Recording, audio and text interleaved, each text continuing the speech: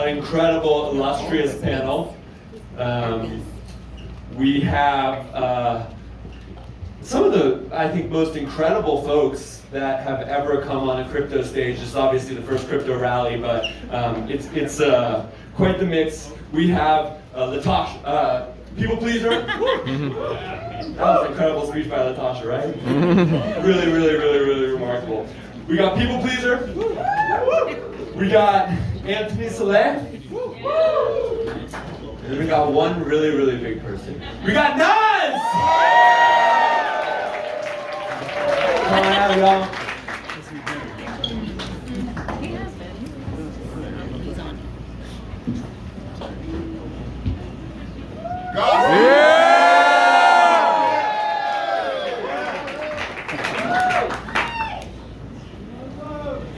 Cha-cha.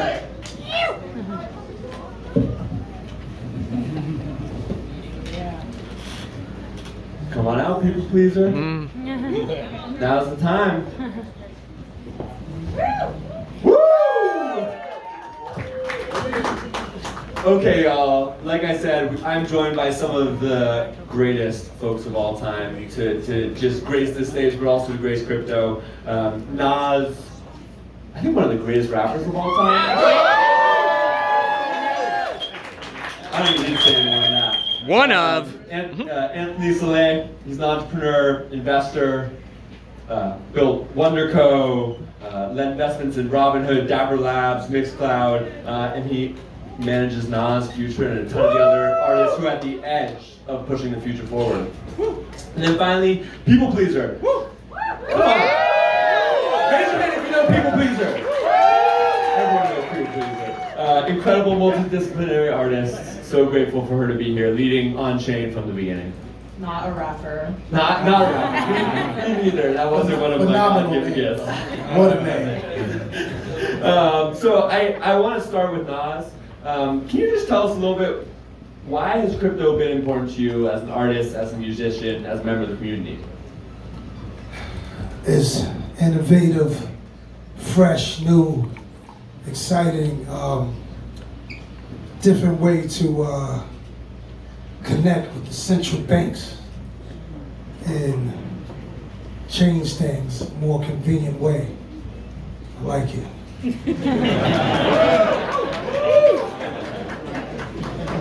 I love it. I love it. And Anthony, I know you've been on the journey with Nas from the beginning. Tell me kind of how you see crypto fitting into the industry and music, how you're seeing it change things. Music's a bad use case. I mean, the way I view it, Nas is being very humble right now. But the thing that sparked the interest for us, and now this is more of a self-reflective point, but I really think crypto was at the tip of the spear when it comes to making people care about finances. I also like retail investing, which blew up on Robinhood. I don't think that happens without crypto. Like, I think crypto made people pay attention in a way. It was like Nas said, innovative and new, and it gave people this opportunity to just take a risk and learn things and make them curious. So like for us, I think the best use case for crypto from our point of view is I think it just made people care more about shit that they didn't care about before. And I think that's a great thing. I absolutely love that. And people pleaser, I know you've been in crypto for a while, doing art. How has it impacted you? What's the change you've seen?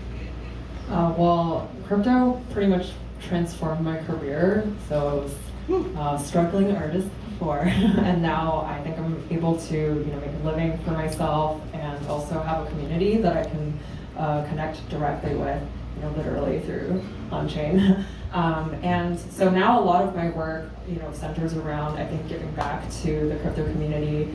I often say that, I with the Fortune magazine cover or like the Vogue magazine cover, I like to do imagery that tells stories about crypto, but make it a little bit more subtle and tactful and artsy, so that it's not just kind of like an ad, because it really embodies like values that I think people should care about and know why this technology exists, and that it can be beautiful and not just something that's purely speculative.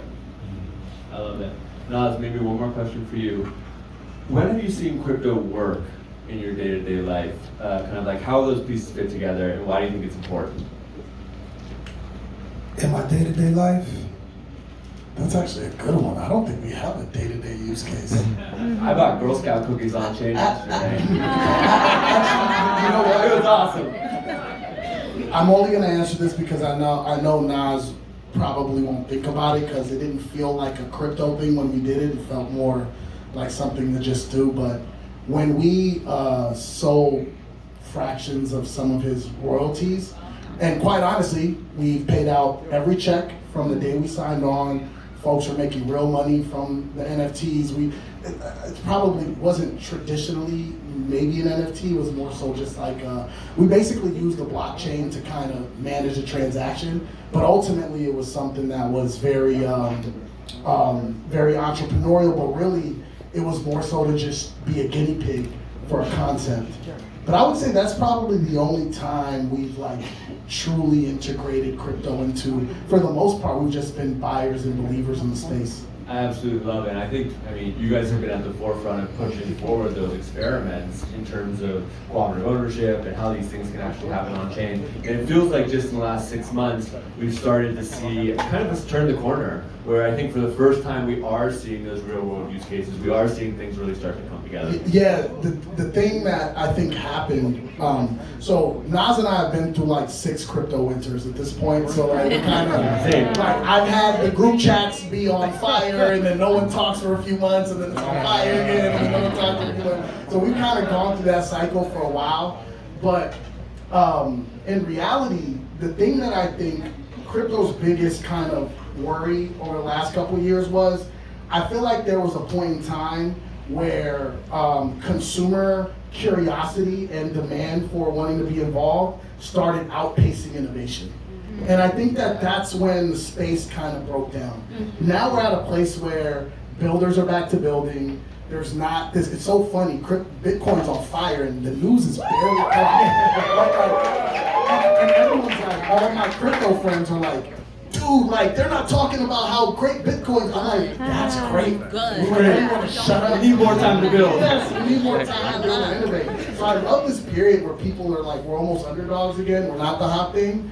And I think it's great for innovation. It allows people to just focus on building and not worry about like anything else. I love it. I love it. People pleaser, I know that you are at the forefront of building a bunch of cool things. What are you seeing on the ground?